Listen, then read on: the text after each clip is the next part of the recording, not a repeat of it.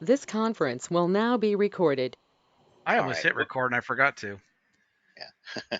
In Lightburn, the background has a grid, that hmm you put your picture. Is there any way we can darken that background? Because my eyesight is not what it used to be, and it's kind of hard to sometimes focus on making lines parallel and what have you. Sure. Let me pull that up here real quick. There is a place. Um, wow, this is running a little slow. I just uninstalled a bunch of stuff on this computer and redid it, and I'm uploading a bunch of YouTube videos for our webinars that have been. Let's see. Here we go. Um, I believe it's in the settings. It's in here somewhere. There's snapping,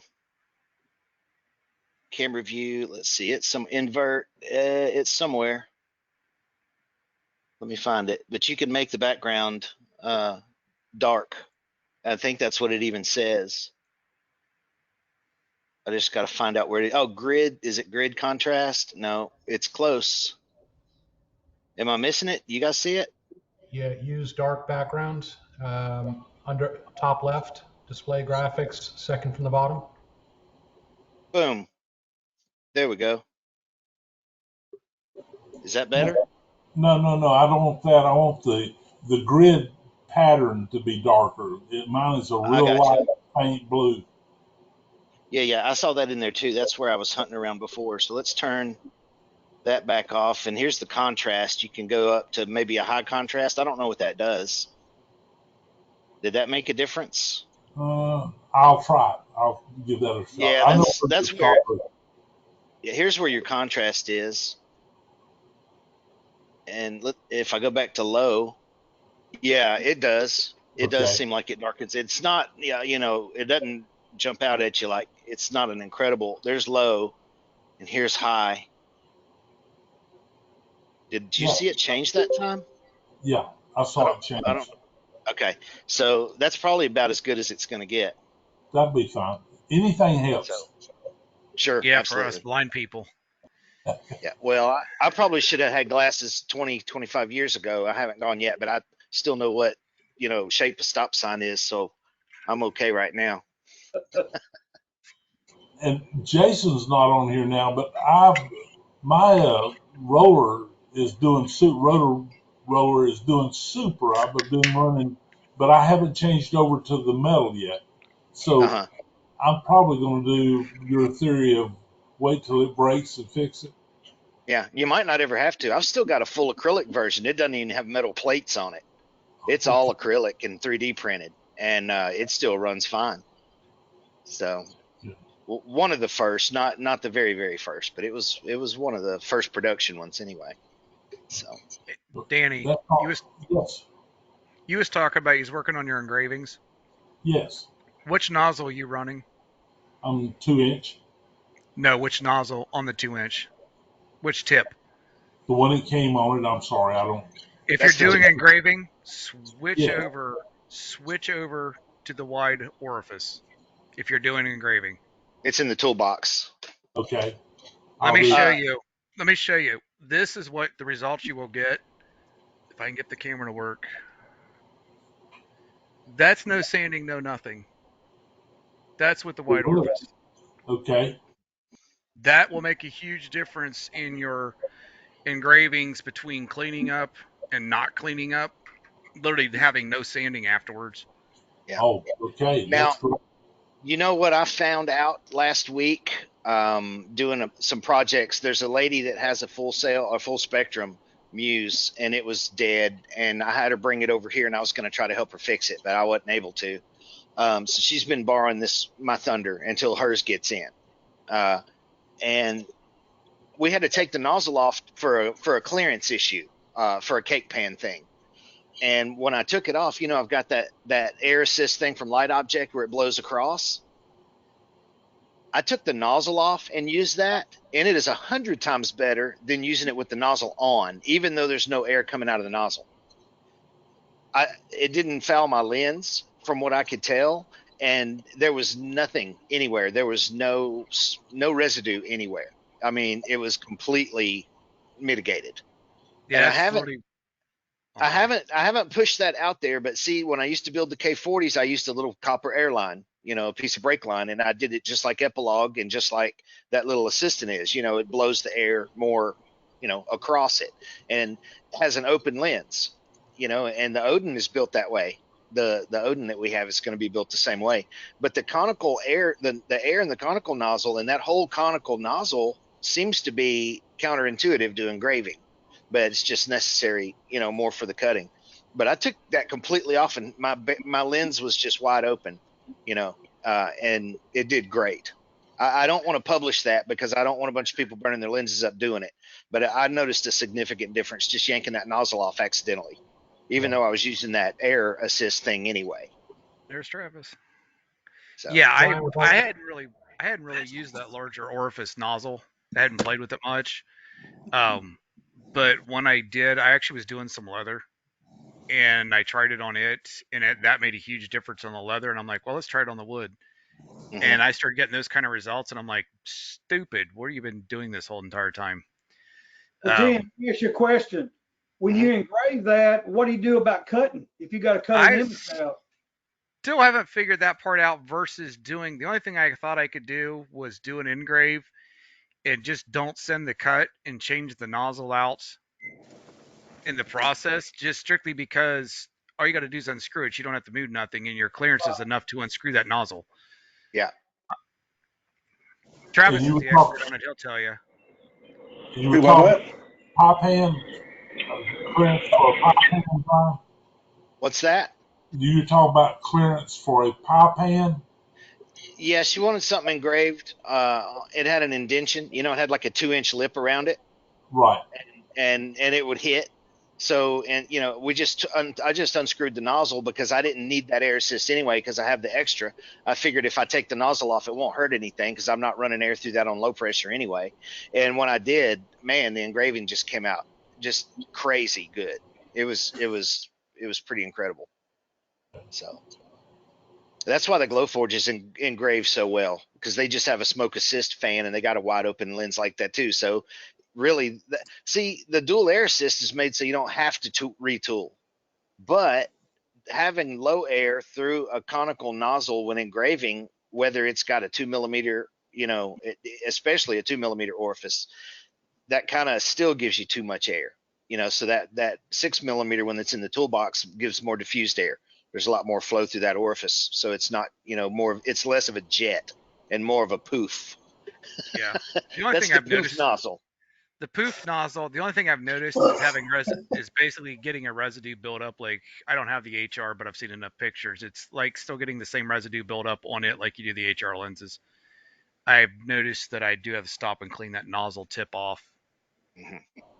because I'll start seeing, well, I just call it slag because that's what it Yeah. looks like. Start seeing slag coming off of it. But I've got it dialed in, like I said, even if I have to stop and clean that every way more often, the lessened amount of cleaning up what I'm working on Yeah. is such a huge save. Hmm. I was shocked at the results because, like I said, I was lazy and just never put it on there. Right. Yeah, and I'm not against it. I use it more of a test tool than anything because that's a good way to tell if your beam verticality is out of whack or not. If you get either an inconsistent burn or like double lines, that's usually the one. If you put that 6 millimeter orifice nozzle on there and your double line goes away, then that's definitely your mirror 3 needs to be tweaked a little bit. So that's a quick way to check. And I'm not necessarily against that nozzle, but then you're back, like you say, to doing it the old fashioned way of doing your engraving first and retooling or resetting or doing something, to be able to affect the rest of it. And I kind of like the dual stage because that eliminates that. Yeah, So it's something I can there's, come across with. But if you're doing a large, massive engraving and you don't want a lot of cleanup, it's yeah, it's almost it's almost worth that 30-second time shift sure. to do that versus a shit ton of cleaning. Yeah. Especially if you're engraving like a painted object where you don't want Hmm. the painted residue getting Right. back on the paint. Yeah. I can see where that there. I haven't tried it yet, but I can see where I've had so much cleanup on that it would probably save a shit ton of time. There's a lady in the groups, Jennifer, that does big canvases in her Nova 63, and I think it's 100 or 130 watt Nova. It would have to be one or the other. I think it's a 130, and she does painted canvas and uh, does those like all day long. That's her mainstay. And I don't know what nozzle she uses, but that would definitely be important. I'd like to Yeah, pick for her her brain it on would. how she does that sometimes. But because that's doing a canvas with a 130 watt machine, that takes a little dialing in. A painted canvas, I would think, not to just burn right through it. So, Travis, have you done those painted canvases or any painted surfaces? Yeah, yeah, you can do them. The only thing that I haven't figured out on, I can do it on my 35, but on my 130, I can't get it dialed in quite enough to do multicolor painted canvases where you're Oh, layering the different colors of paint. yeah. I can't get it to get that fine yet, but my 35 80 watt does those just fine. hmm Yeah, that's pretty neat. You can Mark Stippo was doing a bunch of that stuff. He was using Epilogue, but and those RFs are a lot even easier to dial in doing that stuff. But he was doing a little bit of that, I believe. I've never tried multicolor. I've never tried more than one layer of coating. Oh, you should. It's fun. Yeah, man, I haven't even run my lasers enough to need to clean the nozzle off like everybody's talking about. I don't have time to run these things. I wish I did. I might learn a little bit more about them. I know how to wire them. I can fix them. Yep. So, I've been playing with pretty much my the fiber for the last week. That's fun. yeah. That was where I was getting ready to ask, how much playing have you done? A lot. What wattage is it? It's a 30 watt JPT. Okay.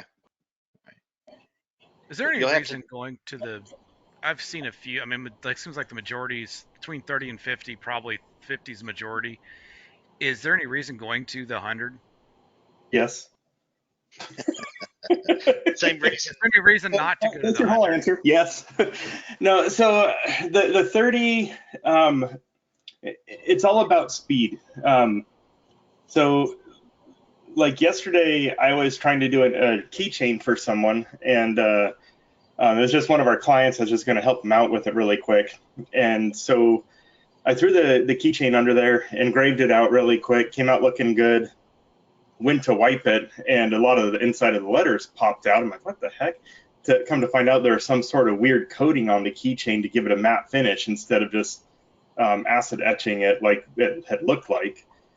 So then I turned around and burnt off all the acid etch or the coating on there, and my 30 watt just didn't quite have the oomph to. I don't know what kind of metal it was made out of, but it didn't have the oomph to get into it enough. And that's where a 50 or 100 watt would come in. But especially if you're getting into firearms, so on my 30 watt, if I throw say 1911 on there to do a scroll pattern across the barrel and the grip, it takes about an hour and a half to engrave that thing out per side. And that's the one thing, and yes, fibers are fast, but when you're doing deep engraves and then you have to do a finish anneal pass so it doesn't rust or anything like that, yeah, you're looking at about an hour and a half per side. So Hundreds of passes. yeah, you're hundreds and hundreds of passes. Whereas if you had a 100 water, then you could probably cut that time down to about 25 minutes per side.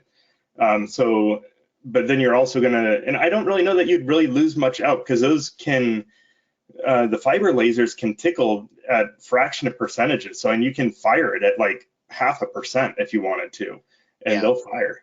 You So don't I have that don't know. ionization threshold like you do with CO2. They're like the RFs. You can pretty much dial them all the way down to nothing. Yeah, exactly. So I really don't see any disadvantage to going to a 100 watt. That's why I was But- sort of shocked knowing you that you went with a 30 and not a 50 or 100. All you got to do is change the source out. Yeah, the head and everything else is all the same. But no, The mirrors. What about the rating on the mirrors? I wonder if don't those mirrors have a rating? Not that I know of, at least. I'm sure they do, but No, and You wouldn't want to run a 4KW through it, but yeah.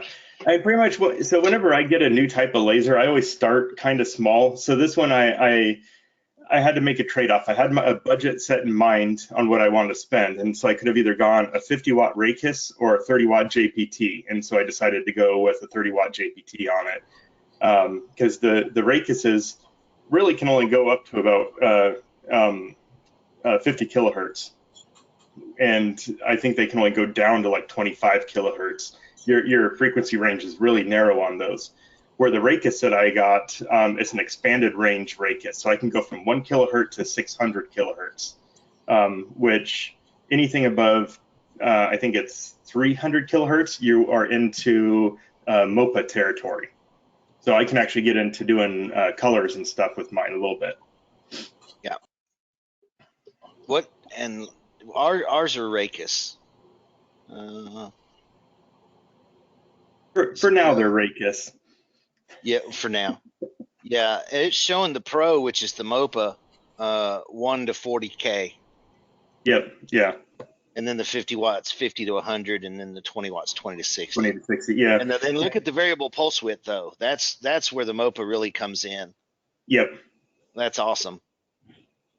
Yep, and I honestly, I don't know what the pulse width of mine is. I haven't dug into it quite that much, but I know that the JPTs, you can vary the pulse width a little bit as well. But yeah, so you look at that 50 watt, it was a 50 to 100. Yep, I'm coming back. Sorry. What was it? Yeah, it's 50 to 100, whereas a JPT is 1 to 600. Yeah. So it's kind of like the difference between a K40 antenna and a Wilson 1000. Yeah. Bandwidth. It's all about bandwidth. Yeah. Does anybody here? Did anybody ever talk on the CB? I know did. that's totally random. Yep. Man, I was big into that. Yeah. Not as big as some of my guys with the big moon rakers, on top of some Roan tower and rotators and all that. I didn't get that wild, but I got a Dwight D and a President base station and a D104 sitting over here ready to run if I put a pole up. But last time I listened, it's not much I wanted to be involved with. When I was doing it, we had clubs and we'd go have coffee, and we'd meet up and, that kind of stuff. But now it's just a bunch of trash. I mean, there was trash on there then, but. Yep. Yeah, back then, that was those were our cell phones, basically. Yeah. I was gonna say when the 5G crashes, it'll have to go back to that. Yeah. Everybody will be lost. Yeah. But yeah, like I say, if anybody, I got off task a little bit. If any of you guys have any questions, feel free to just jump in. See, last week I didn't show up for the first half because I had a customer. You guys was on track and had a good productive one. I show up and everything just goes haywire. Well, That's how it normally is. So basically, Jim makes everything go to hell in a handbasket. Yeah, pretty much. That's it. You're gonna have to sit in the front. Hey, speaking of, Jim, were you able to get those rivets figured out? I have not smashed a hat yet. Okay. But the last engraving, which I don't know if I posted or not, but yeah, I just set the rivets in there, but they come out pretty decent. Yeah, no, not bad. I'm probably a little lighter than where you're going with it, because I do have that one that's darker, and then I have that one that's lighter. Then this is a medium, and I think I'm going to stay with the medium and the darker, because I think I pretty much all I did is back out. I defocused 1 or 2 is all I defocused, and I can gain the dark. Yep. It was the same exact setting. I just pulled back a little bit. Yep. Yeah, I'm actually working right now. I'm fine tuning my settings to do leather patches on the fiber. That's fun. It's fast. It just stinks. Yeah. Makes a foot pedal worth it, doesn't it? Yeah. Yeah, I think I need to back off my cutting though, because I went with your settings. I think you and I was talking, and I think I'm a little hot on my cuts. Yep. Yeah, and you might be. Awesome. So Brian, I did take your advice. Okay. I moved my fan from being on the floor Okay. to the about as high up as I could go to get it ventilated as close as possible to the exterior. Okay. And then I cracked open the window. I took, if you Right. notice, now I no longer have the AC heat unit in the window. Okay. I cracked open the door as a test, and Mhm. sure enough, the thunder started pulling air like tomorrow was going out of style. Nice. So that solved that problem for me.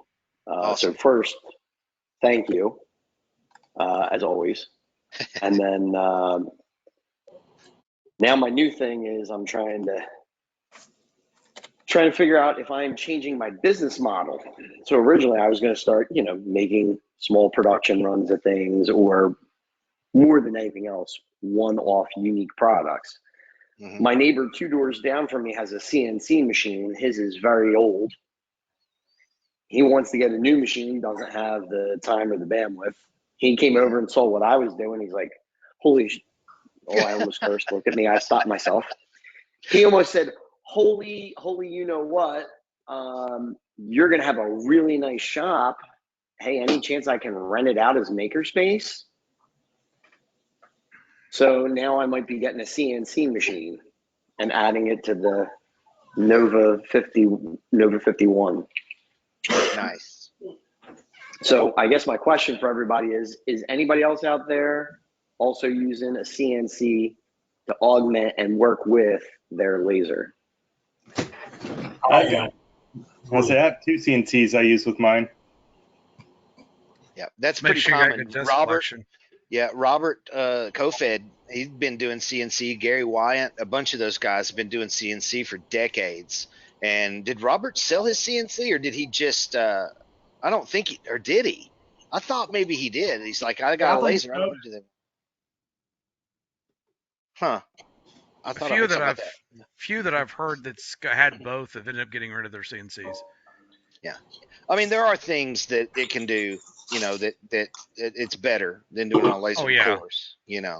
By far. Because you don't get the char, and like 3D relief, it's a lot smoother. You don't have so many striations and all that stuff typically if you got stuff right. But yeah, I think that they would play very well together. Well, I have here's- one, and I've got a 3-station, so I can turn and do things like that you couldn't do with a laser, as far as Mhm.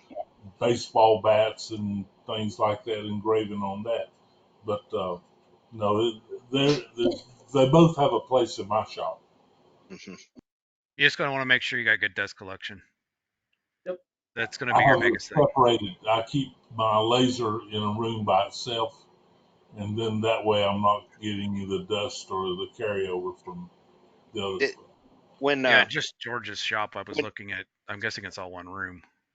I tell you what, when I did copiers, if I might have said this already, if it did, tell me to shut up. We had these machines that were inside an air conditioned building inside of a factory. You know how they have the engineering offices or whatever, built in there. And they had some copiers throughout there. And this place made rotary dies to cut cardboard. So they used like some curved ply, and they would use the lasers to engrave the places, and then they would take this blade and beat in the slots that the lasers cut. And they were huge, big industrial lasers with rotaries, big 4,000 watt deals. I don't know. I think they were CO2. I think they were definitely RF, but it was insane. It was big, big, big stuff. And the dust produced, even with their advanced filtration systems for the plant and the filtration systems in that office, we had to do maintenance on those copiers 4-to-1 as we did on any other of that brand copier in any other placement, because of that fine dust that was created from the lasing process. And that's with extraction in an industrial environment. I couldn't imagine. Of course, they're burning no telling how much. They got 4 of those machines running. They're generating lots of smoke, but I couldn't believe how much powder and fine dust was in all those copiers, even though it was in a separate place. So it was pretty wild. So And I can that show you. This is smell, the. yeah, I'm sorry. Go ahead. no, that smell of glazed wood is different than any other smell you'd ever smell too. Because when I went in there, I didn't know what they did at first, and I started asking about it. And it was before I got into lasers. And I was like, oh, that's cool. And then when I got into lasers, I smelled it, and I was like, that is it. That's it. The first time I burnt wood, I was like, yeah, there's that smell. It's neat.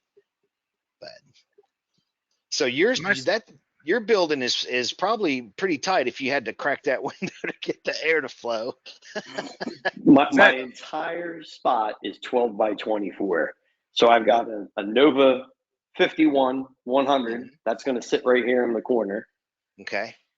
On that wall is going to be my workbench. I'm going to just go to Home Depot, probably buy one of them Husky 24-inch deep by 6 feet, 7 feet long tool chests. So it'll also have all my tools directly in underneath. Some storage and maybe some shelving up above. On that side, I was thinking about put right underneath where the electric is. If you can see the electrical panel right there. Putting the CNC, but that's going to be a 220. I'm thinking about buying a StarCraft. A little bit more pricey than what I was looking to spend, but I've spent about the same amount on the laser, so it's not really that much more at this point. And then I was thinking about putting up here on an angle, storing all the plywood, sheets of plastic on a steep angle, like a 75-degree angle. No one was making like a, yeah, you get them hanging file or the file folders like you used to put somebody's mail in when you used to go and look at somebody's office. So Yeah. same type of Or thing. That's how the poster board is stored at Walmart or some of those places where there's just like slots, you know, that you can drop them down, kind of. Yeah, if you're in that So I was thinking tight of about using that. if you're in that tight of a space, with that CNC, you're going to have dust collection. You're going to have dust issues pretty heavily, so it's something you're going to want to consider. See that little guy right there? Yeah. That's a Dyson. It filters out particles down to 2 microns. So it almost filters out COVID-19, right? That little bad boy also has been heating the garage until I get my mini split put in, because I'm up here in Jersey. So I bought a Mr. Cool, a 12,000 BTU AC heat unit. But until I get that installed over top of the window, that little thing is going to do all the heating out here for right now, which hopefully looks like January 2nd I'll be up and running again. Be careful Right if now you use MDF, because the MDF will eat you alive with dust. That's what I'm That's saying. what I've been hearing. That's why I'm saying actual true dust collection system is because of that. I'm not talking about like air filtration. I'm talking for your CNC actually having a Oh yeah, built into extractor. the to the head. You have the extractor right the there. little Yeah. thing. Yeah. I call that thing a whisker biscuit because that's what that whisker biscuit on a bow looks kind of like, that little fuzzy thing. at the bottom. I've got Jim, if you to give me leave a that minute, alone. I'll send you a link. I'll pull up the CNC and I'll put it in the, well, I don't want to post it. I don't want to post a non-Thunder Laser part on a Well, we Thunder don't Laser forum. it doesn't matter. Well, hell, somebody posted a whole nother brand of one in the for me of the day. It was actually asking questions about another brand of laser. We get calls from people wanting their epilogue worked on sometimes, and sometimes I've helped them. Well, there was somebody posted in there. It was like, how do I get my Mirror 7 down in the basement? There's I've got to go. See y'all. Okay, See, take care, Danny. Danny. Have a good Christmas, Danny. Merry Christmas. I'm not very festive, so if I forget to say Merry Christmas or something, I'm not it's either. not personal. I'm just trying to be nice. You can get for some of the smaller. You're cutting out a little bit, I think, George. You're kind of coming in and out.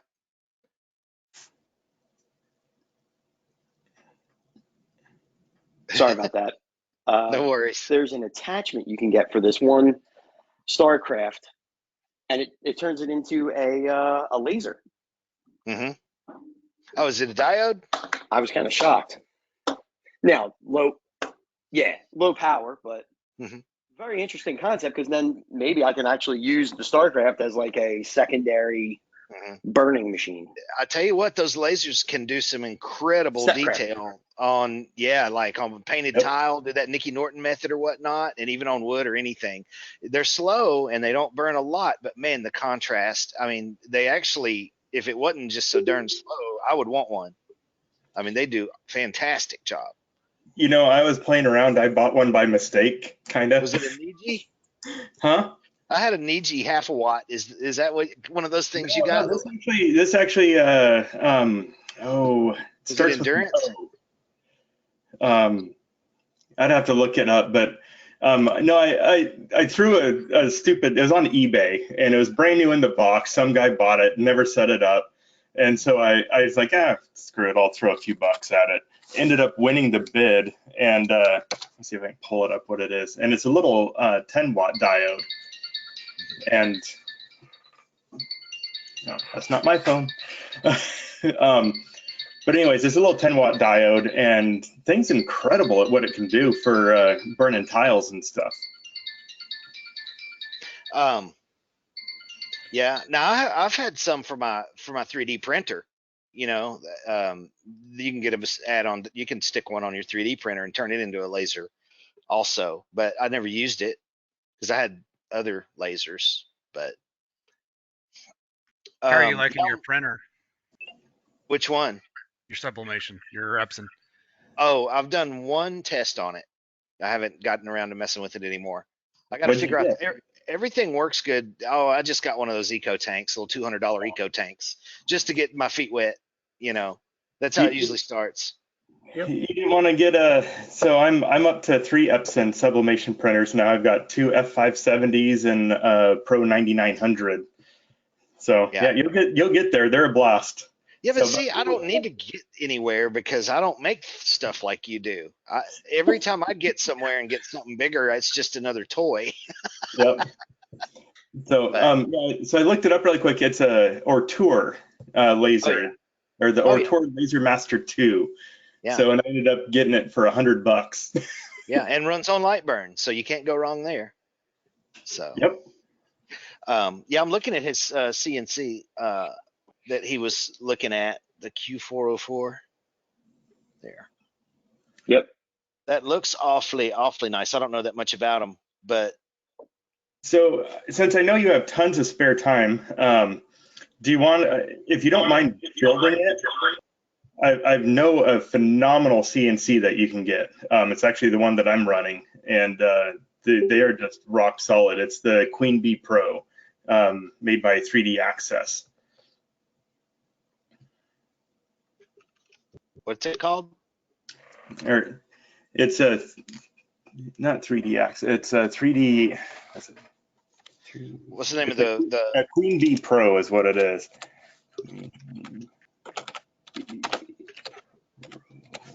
Queen Bee Pro? Yeah, sorry, Bulkman 3D. Yeah, that's the one that you want. So, and you get that thing. So I've got the 1500 by 1500, which, I was like, I want the biggest thing. Honestly, if I could go back and redo it, I probably would have done 1000 by 1000. Yeah, you get that thing with the 2.2 kilowatt spindle. Thing's a beast.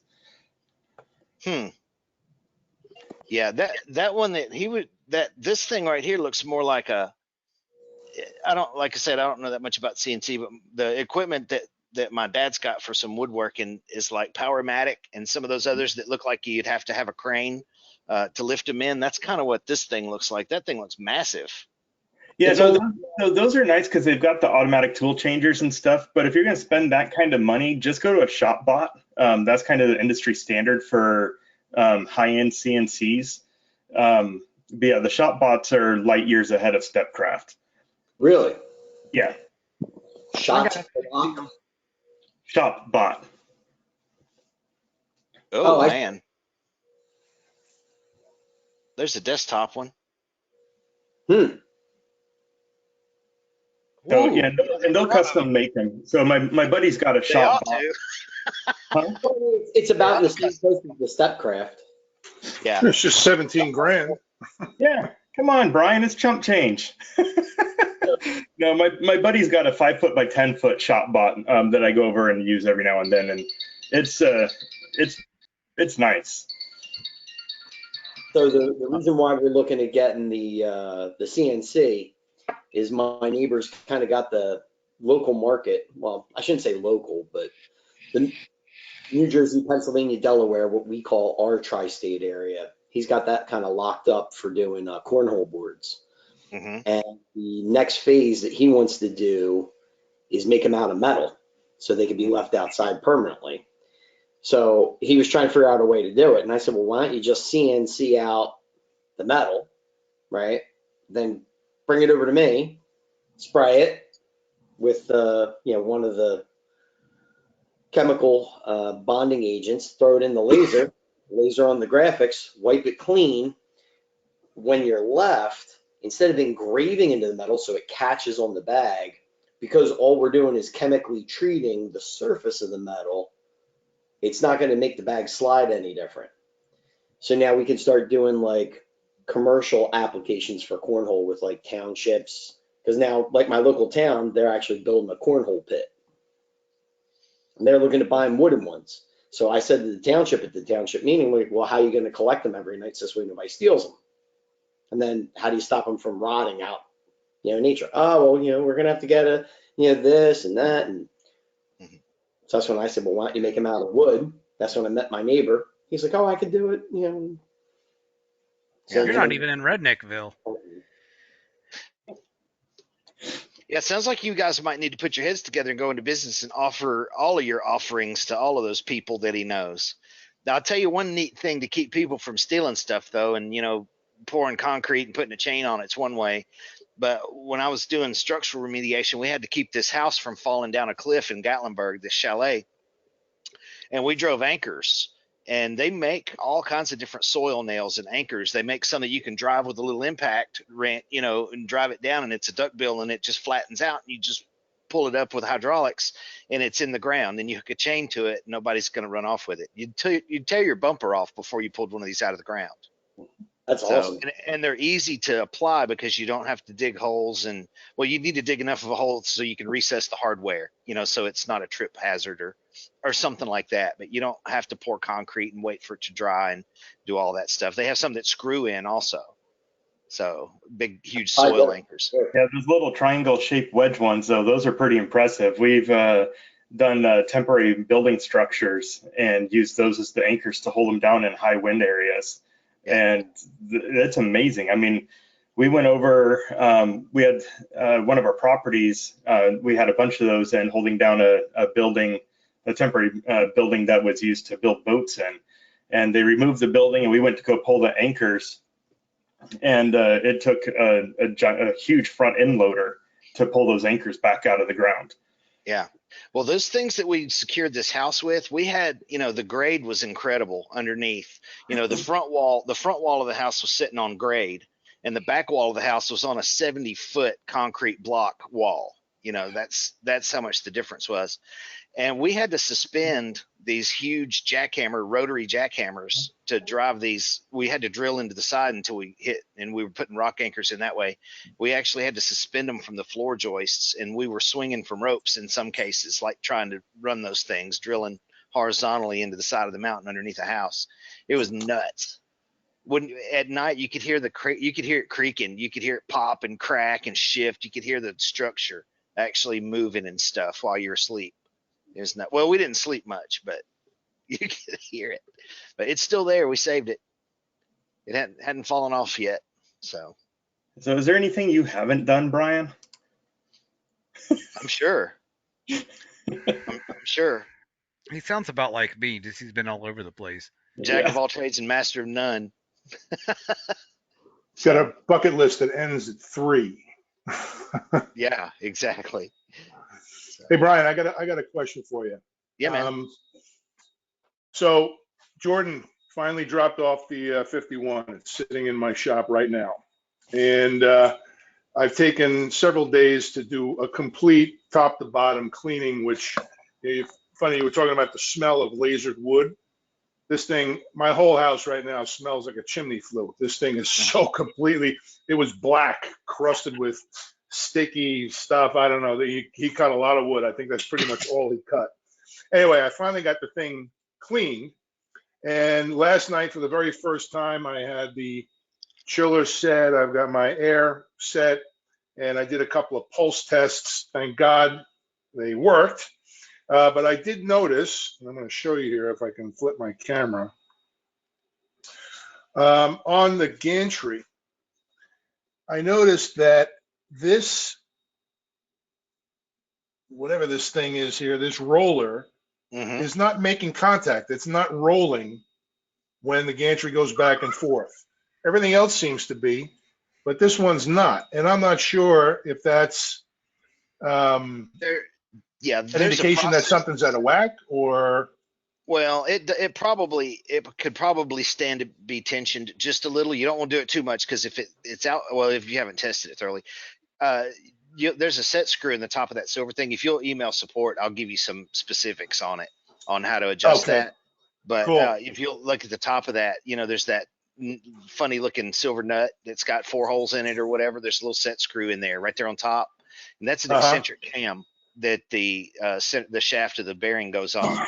So the idea is to loosen up that little set screw that's in there, that hex screw, so that that can turn, and you use your snap ring pliers that come in the box to engage 2 of those holes, and very, very slightly just turn it one way or another until you can spin the roller and it doesn't spin freely. Because gotcha. So it's not really centered. That little post that the roller is attached to that's kind of what I figured, but I wasn't sure if it was an indication that maybe something else was out of whack. But is there some kind of a there for it? So he didn't report any problems. No, like I said, so far all I've done was pulse this thing to make sure that it turned on. But is there some kind of a test, a diagnostic thing that I could run on the machine that would indicate if the table is level and the gantry is square? And I mean, like, is there something that would indicate on a? There are a few things that we can put it through a couple of paces that would help identify some common things. Okay. And I'd probably ought to do that with some docs, but yeah, shoot me a message anyway, and I'll send you some links to a couple of things that you can do to test and make sure that everything. Yeah, for all I know, the thing is. Yeah, the thing may be perfect. I haven't tested it yet. So. Yeah. But yeah. But I think I understand what you're talking about, the adjustment screw on that. So I'll see if that's something that can straighten that out. But you may want to run it, and just start before you do, before you tweak anything. If it broke, don't fix it. So. One thing I did notice on that, when you showed the picture of it, it looked like the honeycomb was still really dirty. I would recommend taking that out, spraying it down with either ZEP 505 or with Simple Green. Let it soak and hit it with a pressure washer. Especially, and this is good for everyone to know who's cutting a lot of wood. You're talking about the honeycomb? Yeah. Because what happens is as you're cutting a bunch of wood, all that pitch and sap builds up on the honeycomb. That's what you're seeing that turns it that blackish color, and it's actually highly flammable. So as you build up more and more of it, you're going to be more prone to catching your laser on fire when you go to cut plastic or something on it later on.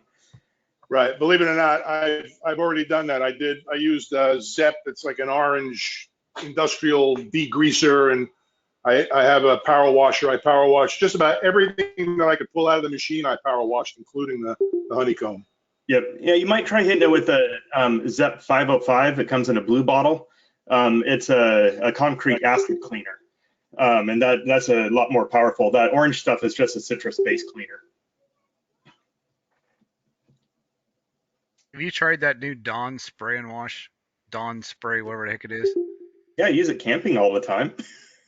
I know one thing. I just covered in blood after the last hunting thing my clothes were, and I sprayed it down. It took which I thought they were totaled, and it took every ounce of blood stain out of everything. So I was wondering if I sprayed I took every ounce, and I was covered from the waist down on the front of me. Looked like I was murdered. Wow, it's hard to pull those proteins out. Usually there's a special bag of stuff you have to get. Hospitals have it that you dump in the dishwasher. I use that Dawn spray stuff. The only thing is you want to make sure you rinse that out before you throw it in the washing machine, because you will get a suds alert. And you have the wife coming there going, I've never had a suds alert on my washing machine.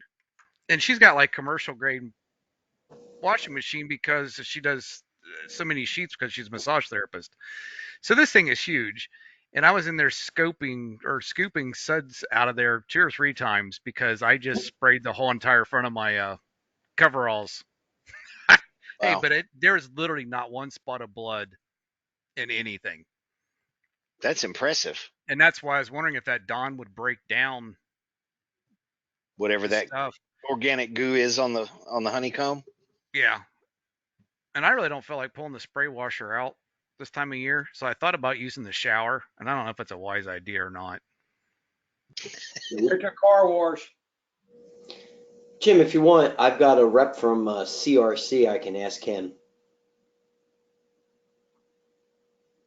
I do industrial sales, so I don't know everything about every chemical, but I've got a ZEP rep. I've got another one for CRC. Yeah, I was just curious on my idea of that since after I seen what that Dawn spray did to cleaning, I was like, I wonder how would it clean honeycomb. I'm just drooling over Tim's shop. Tim, give us a tour. Let me see. Show, my friends. Show, show, show. I need ideas. You have a nice big shop, man. Oh, thank you. How many square feet you got? It's 1,000, about 1,000 square feet. Nice. The Oh, look at that. Thunder's there. Yeah. Nice. I like that. Thank you. Yeah, it's my my dream shop. Yeah, Fun, fun, 1,000 fun. square feet goes fast. Yeah, it does. So I mean, that's literally what my garage is, 1,000. And I sit there and thinking, oh, great. And I put a spray booth in it, and I'm like, well, crap, there goes majority of the shop.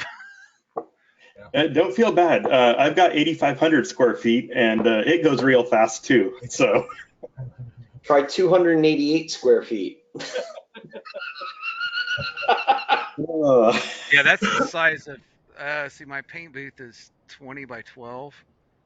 I think that's what I ended up putting in. it's, my paint booth is a massive 3 foot by 2 foot, I think. What do you I had to paint? Huh? What are you painting in there? Mainly, I'm spraying urethanes in there. Occasionally, I'll use my powder coating gun in that thing, but It's probably a bad idea, but sometimes I use the Thunder and just kick the exhaust on with the TL timer to spray clear coat and stuff on some of my projects if I'm working on them. so I do that because my shop is so enclosed. I do that when I'm doing my staining of woods. I Keep the smell open down. up I open up all my lasers and I lay them all out, and I get those little cookie racks that have the little feet to elevate it, so I can get multiple layers going in there. Yeah, it works really good. I can say that because my big exhaust fan sucks so much air. I can say that I'll kick that on at first, and to finish pulling the off gases out, I've been doing the exact same thing. I just turned that. Yeah, it's amazing how well it works. Yeah. But my exhaust fan for the paint booth, if I have everything shut and I forget and I go to plug that thing in, I can't make it to the door fast enough to open it before I can open it. And that door swings in, so when it does swing in, I have to have my foot on the ground because it literally will knock me over. And then if I try to go into the inside of the house, which that door swings inwards, it has so much suction on it, you can usually use your shoulder and you can't move that door. And then your ears start hurting. Yeah, So a big concern for scary. me when I built this shop, I insulated and drywalled and all that. Everything's sealed up nice and tight, kind of like what you're doing at your place there, George. And because I had dust collection for all the equipment, I didn't want to. And I've got a mini split, heating and air conditioning. I'm in North Carolina, so the summers are pretty humid. Mhm.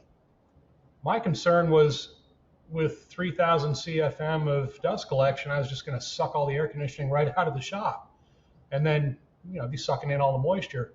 So I I actually put my dust collection outside in an enclosed building, and then the return, the HEPA filter, it's one of those tall, I don't You know, get the winds, 4 foot tall. What's that? the winds, the plated Yeah, ones. Yeah, those are yeah. good ones. I put that back inside, so it's actually, it creates a neutral pressure. It doesn't create a negative pressure inside the shop. So that was working great for the first couple, 3 years. And then I decided to get a laser where I have to draw 800 CFM of air out of the shop, and I have to have a way for that air to come in. And that was a big concern for me. And I noticed when I had the inline fan, when I had that running full blast, high speed, when I open up the back door, I can feel the door pop open towards me, and I can feel the inrush of air. So it's not that bad when it's moderate outside, but when it's super cold or super hot, that's a concern. So Yeah, my exhaust fan for my paint booths is basically the same, and I forget what the CF. It's ridiculous. It's the same one that they use for circulating air in the giant grain silos. oh yeah, So I'm pulling that many CFMs out of there, and we actually use that fan to cool the house in the summertime. I go clear to the other end of the house, open up all the windows, and come out the shop, leave the door open, turn that fan on, and it actually will cool our house down 10 degrees by pulling that much air volume through our house. yeah. So one of the things that I've been learning, so I do industrial sales, and I've got a couple big HVAC outfits as customers. They've got, I don't know, maybe like 300-400 guys working for them out in the field. And now I know why some of these HVAC engineers make the money that they make, is because they study and understand how to pull air into the building so you don't have basically our problem, which is a negative pressure problem. Yep. So I've been learning about positive air exchange returns. And what happens is, imagine a box, right? You have the air sucking out of the building and on a 45-degree angle, and then air coming in. And if you have the box positioned in the correct place, in the winter, your hot air going out meets the hot air coming in, but through a metal layer, and heats it up. So this way you're not too cold in the winter, and then the reciprocal in the summer, same thing. Now, I don't have that big of a deal of a problem.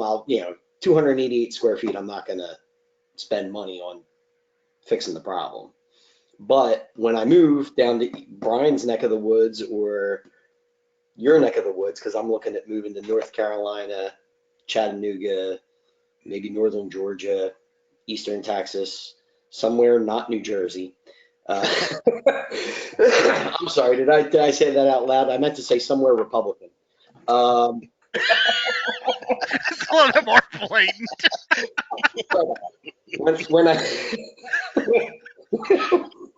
when I do go to move, we're looking at putting a pole barn up, and that's going to be my shop. And I'm not going to get anywhere near like where Travis is at 8,500, 10,000 square feet. But I would like to have a shop that's maybe around like 1,500 square feet. Be able to put a couple vehicles in there. And maybe that's sectioned off. A second floor, maybe that's like a workout room or something, or an office for me to work out of. But I've learned you can't trust major corporations, and this laser and a CNC machine and having a shop and maybe even rent the shop out as makerspace on days where I don't have any projects going on. Like, I'm really starting to evaluate, why am I working for somebody else? Just check your insurances on the makerspace. Make sure you're well over insured. Oh yeah. I'm well, that right now it's George's Fly By Night Industries. So it's going to be on the down low. And it's my neighbor 2 doors down. I trust them. Yeah, but the time that they cut their finger off in your shop, yeah, well, you'd lose your ass. Murder them. That's all. Bury them in the backyard. I know how to get the blood out. Jim taught me today. Something about that is there's actually a joke up here, and sad thing is it's actually the truth. Is when you have an on-the-job injury such as that, like someone cuts their finger off or something, it's more expensive than loss of life on the job. So loss of life on the job, according to OSHA, is a $280,000 max cap. And if someone cuts their finger off, you've got to pay not only for all their surgery and medical, rehabilitation, retraining, all this other stuff. You can easily reach $1 million. Yep. Brian, you might want to hit the record button.